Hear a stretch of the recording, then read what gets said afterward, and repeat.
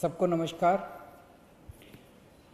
पिछले 2-3 दिन में दिल्ली में केसेस थोड़े कम हुए हैं। बीच में तो एक दिन 180 केस आ गए थे, एक दिन 300 से ज़्यादा केसेस आ गए थे, एक दिन और 150 से ज़्यादा केसेस आ गए थे। तो बीच में थोड़ी घबराहट बढ़ गई थी कि इतनी तेज़ी से क्या कोरोना बढ़ रहा है दिल्ली के अंदर। लेकिन पिछले 3 दिन में थोड़े से केस कम हुए हैं। अभी इसको और भी कम करना है और मैं अभी भी अगले कुछ दिन में कैसे होता है उस पर डिपेंड करेगा। मैं उम्मीद करता हूँ कि अगले कुछ दिन के अंदर केसेस और कम होंगे बढ़ने की बजाय। कल 67 केस आए थे और कल हमने ये जो 67 केस हैं 2274 सैंपल की टेस्टिंग में 67 केस आए थे। तो इसका मतलब बहुत तेज़ी से अभी नहीं बढ़ने लगा है। भगवान से प्रार्थना करता हूँ कि आने वाले दिनों के अंदर ये और कम हो ताकि अपने को सबको कोरोना से मुक्ति मिल सके। एक मेरी आप लोगों से अपील है, कंटेनमेंट जोन्स जो हैं, जो हमने लॉक कर दिए हैं, सील कर दिए हैं, जो 71 हो गए हैं आज दिल्ली के अंदर, टोटल 71 जोन हो गए हैं कंटेनमेंट के, जो बिल्कुल सील कर देते हैं हम लोग। अंदर से कोई बाहर नहीं जा सकता, बाहर से अंदर नहीं आ सकता। और अंदर भी जो लोग रहते हैं उनको अपने अपने घरों के अंदर रहना होता है, घर के बाहर नहीं निकलना होता। उनकी जो रोज़मर्रा की ज़रूरतें हैं वो हम पूरी कराते हैं।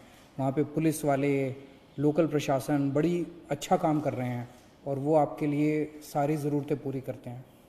लेकिन मेरी आप लोगों से विनती है कि कंटेनमेंट जोन्स में बाहर से अंदर और अंदर से बाहर तो हम रोक रहे हैं, लेकिन अंदर लोग सारी कोशिशों के बावजूद कुछ कंटेनमेंट जोन्स के अंदर लोग फिर भी गली में निकल जाते हैं, एक दूसरे के घर चले जाते हैं। अब कल जहांगीरपुरी में एक कंटेनमेंट जोन है, वहाँ पे एक ही कुनबे के 26 लोगों को कोरोना मिला है कल, एक ही परिवार के। तो वो 26 लोग मतलब पास पास कई सारे उनके मकान थे, तो वो एक दूसरे के घर में जा रहे थे, इस कंटेनमेंट के बावजूद भी एक दूसरे के घर जा रहे थे। तो मेरी आप लोगों से हाथ जोड़ के विनती है, पूरा देश इस टाइम लॉकडाउन में है। कितनी मुसीबतों का हम सब लोग सामना कर रहे हैं, आप भी कर रहे हैं, सब लोग कर रहे हैं। ऐसे में अगर आप अनुशासन नहीं बरतेंगे तो आपको ही तकलीफ होगी। आपकी जान की चिंता है हम लोगों को, आपकी ज़िंदगी की चिंता है हम लोगों को। इसीलिए मैं आप लोगों से अपील कर रहा हूँ। अब बताओ, एक ही परिवार के 26 लोगों को कोरोना हो गया तो अच्छी बात तो नहीं है। मैंने पहले भी कई बार कहा था, आपको कोरोना होगा कि नहीं होगा ये आपके ऊपर निर्भर करता है। अपने को बचा के रखोगे तो कोरोना नहीं होगा, और ढील दे दोगे तो कोई नहीं बचा सकता। और अगर किसी के मन में ये हो ना कि मेरे को तो कोरोना नहीं होगा, ये भूल जाओ। ये कोरोना ना तो बहुत बड़े किसी मंत्री को छोड़ता और ना चपरासी को छोड़ता। इससे कोई नहीं बच सकता, कोई धर्म, कोई जाति, कोई अमीर, कोई गरीब, कोई नहीं बचा हुआ। तो कोई इस गलत फहमी में मत रहना कि मेरे को तो कोरोना नहीं हो सकता। कहीं किसी को भी हो सकता है और कहीं से भी आ सकता है, पता भी नहीं चलेगा। तो अपने आप को बचा के रखो। अगर कहीं पे कंटेनमेंट सरकार ने कराया तो सोच समझ के कराए, कम से कम वहाँ तो एकदम बहुत सख्ती के साथ अपने घर के अंदर हो। आज सरकार ने एक अहम निर्णय लिया है। अभी कुछ दिन पहले हमने निर्णय लिया था कि कोई भी डॉक्टर, नर्स, अस्पताल में काम करने वाले सरकारी जितने सफाई कर्मचारी, जितने लैब टेक्नीशियन जो अस्पताल में काम करते हैं, कोरोना के मरीजों का इलाज करते वक्त अगर उनमें से किसी को भी कोरोना हो जाता है और अगर उसकी वजह से डेथ हो जाती है तो उसके परिवार को सरकार 1 करोड़ रुपए की सम्मान राशि देगी। लेकिन हम देख रहे हैं कि बहुत सारे दूसरे लोग भी हैं, दूसरे कर्मचारी भी हैं जो कोरोना के मरीजों की सेवा करने में लगे हुए हैं। जैसे पुलिस है, पुलिस के लोग रात दिन कोरोना के मरीजों की जगह जगह सेवा करने में लगे हुए हैं। उसी तरह से हमारे सिविल डिफेंस वॉलंटियर्स हैं जो रात दिन इनकी सेवा करने में लगे हुए हैं। हमारे बहुत सारे प्रिंसिपल्स हैं, टीचर्स हैं जो खाना बांट रहे हैं सब लोगों को।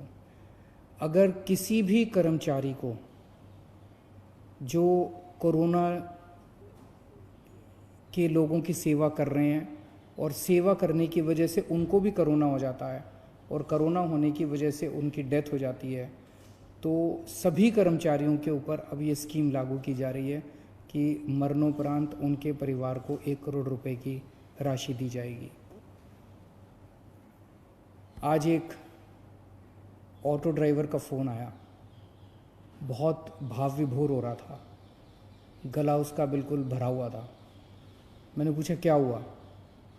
बोला जी मेरे अकाउंट में 5,000 रुपये आ गए। और बोला कि मैं समझ नहीं आ रहा आपका किस शब्दों में शुक्रिया अदा करूं। कहता है कि किसी सरकार ने ड्राइवरों का ख्याल नहीं रखा, इतनी मुसीबत की घड़ी में आपने हमारा ख्याल रखा, आपने हमको याद किया। मैं किसी पे एहसान नहीं कर रहा, ये पैसा मेरा नहीं है, ये आप ही का पैसा है, आप ही के काम आना चाहिए और मेरा ये फ़र्ज़ बनता है जो कुछ मैं कर रहा हूँ। मुझे खुशी है आज हमारे ऑटो वाले, ग्रामीण सेवा वाले और जितने टैक्सी वाले, ई रिक्शे वाले, जितने ड्राइवर्स हैं, जितने भी, सबके अकाउंट में पैसे पहुंचने चालू हो गए हैं।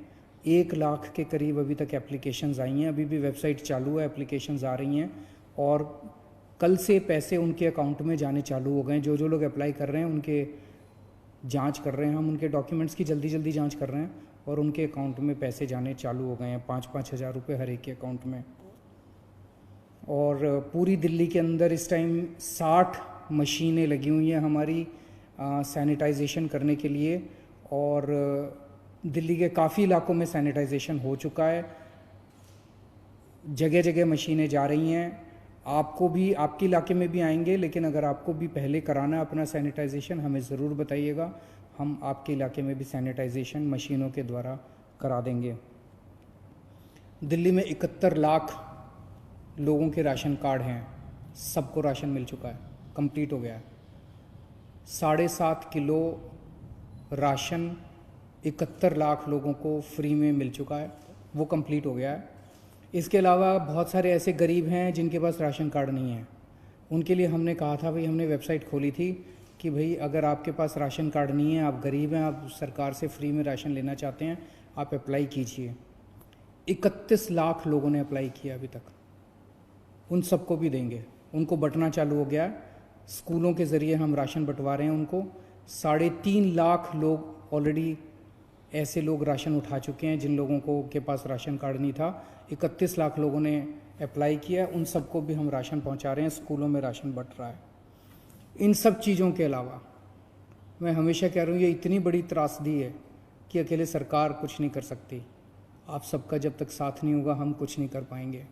मुझे बहुत खुशी है, मैं सोशल मीडिया पे देख रहा हूँ और इधर उधर से पता चल रहा है, बहुत सारे लोग हमारी भी पार्टी के, दूसरी भी पार्टियों के, समाज सेवी संस्थाओं के अच्छे काम में लगे हुए हैं। कहीं पता चलता है किसी को कि यहाँ कोई भूखा है, यहाँ पे किसी को मेडिकल हेल्प की ज़रूरत है, मैं देखता हूँ कि कोई ना कोई आदमी वहाँ पहुँच जाता है। ये धर्म का काम है, ये पुण्य का काम है, यही इंसानियत है, यही सच्ची भगवान की पूजा है और यही सच्ची देशभक्ति है।